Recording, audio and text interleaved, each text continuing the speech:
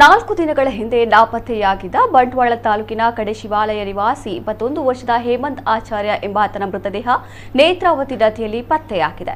Kankanadi police ಠಾಣಾ ವ್ಯಾಪ್ತಿಯ ಬಜಾಲ್ ಮುಗೇರು ಎಬ್ಬಲಿ ನೇತ್ರಾವತಿ ನದಿ ಮಧ್ಯಭಾಗದಲ್ಲಿ ತೇಲಾಡುವ ಸ್ಥಿತಿಯಲ್ಲಿ ಮೃತ ಶರೀರ ಪತ್ತೆಯಾಗಿದೆ.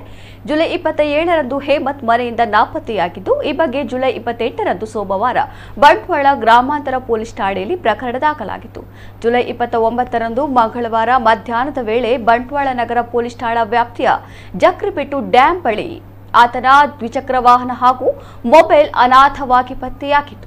ಅದೇ ದಿನ ಮಧ್ಯಾಹ್ನದ ಬಳಿಕ ಸ್ಥಳೀಯ ಮುಳುಗು ತಜ್ಞರ ತಂಡ, ಅಗ್ನಿಶಾಮಕ ದಳದವರು ಹಾಗೂ ಬಂಟ್ವಾಳ ಗ್ರಾಮಾಂತರ ಮತ್ತು ನಗರ ಠಾಣಾ ಪೊಲೀಸರ ತಂಡ ನೇತ್ರಾವತಿ ನದಿ ತೀರದಲ್ಲಿ ನದಿಯಲ್ಲಿ ತೀವ್ರ ಹುಡುಕಾಟ ನಡೆಸಿದ್ದರು. ಆದರೆ ಸಂಜೆಯವರೆಗೆ ಯಾವುದೇ ಸುಳಿವು ಸಿಕ್ಕಿರಲಿಲ್ಲ. ಹಾಗಾಗಿ ಜುಲೈ 30ರಂದು ಮತ್ತೆ ಬೆಳಗ್ಗೆಯಿಂದ ಅದೇ ತಂಡ ಜಕ್ರಿಬೆಟ್ಟು ಡ್ಯಾಂನಿಂದ ತುಂಬೆ ಡ್ಯಾಂನವರೆಗೂ ಶೋಧ ನಡೆಸಿದರೂ ಯಾವುದೇ ಪ್ರಯೋಜನ ಆಗಿರಲಿಲ್ಲ. ಹೀಗಾಗಿ ನಿನ್ನೆ ಮತ್ತೆ ಕಡೆಶಿವಾಲಯ ಗ್ರಾಮ ಪಂಚಾಯತ್ ಸದಸ್ಯ ಹಾಗೂ ಪ್ರಮುಖರಾದ ಸಂಪತ್ ಸುವರ್ಣ ಅವರ ಮುತುವರ್ಜಿಯಿಂದ ಈಶ್ವರ್ ಮಲ್ಪೆ ಅವರ ತಂಡವನ್ನ ಹಾಗೂ ಎನ್ಡಿಆರ್ಎಫ್ ತಂಡವನ್ನ ಕರೆಸಿಕೊಂಡು ಅಗ್ನಿಶಾಮಕ ದಳದ ಜೊತೆ ಜಂಟಿಯಾಗಿ ಸ್ಥಳೀಯ ಈಜುಗಾರ ನಿಸಾರ್ ಅವರೊಂದಿಗೆ ಜಕ್ರಿಬೆಟ್ಟುವಿನಿಂದ ತುಂಬೆವರೆಗೂ ಶೋಧ ಕಾರ್ಯ ನಡೆಸಿತ್ತು. ಅದರಲ್ಲಿ ಯಾವುದೇ ರೀತಿಯ ಪ್ರಯೋಜನವಾಗಿರದ ಹಿನ್ನೆಲೆಯಲ್ಲಿ ಮಧ್ಯಾಹ್ನದ ಬಳಿಕ ತುಂಬೆ ಡ್ಯಾಂನಿಂದ ಕೆಳಭಾಗದಲ್ಲಿ 3 ತಂಡಗಳ ಜೊತೆಯಲ್ಲಿ ಡ್ರೋನ್ ಬಳಸಿ ಶೋಧ ಕಾರ್ಯ ನಡೆಸಲಾಗಿತ್ತು. ಸಂಜೆ ವೇಳೆ ಡ್ರೋನ್ನ ಕಣ್ಣಿಗೆ ಶವವೊಂದು ತೇಲಾಡ್ತಾ ಇರುವಂತದ್ದು ಕಂಡಿದ್ದು, ನದಿಯಲ್ಲಿ ಶೋಧ ಕಾರ್ಯದಲ್ಲಿ ತೊಡಗಿದ್ದ ತಂಡ ಆತನ ಮೃತದೇಹವನ್ನ ನದಿಯಿಂದ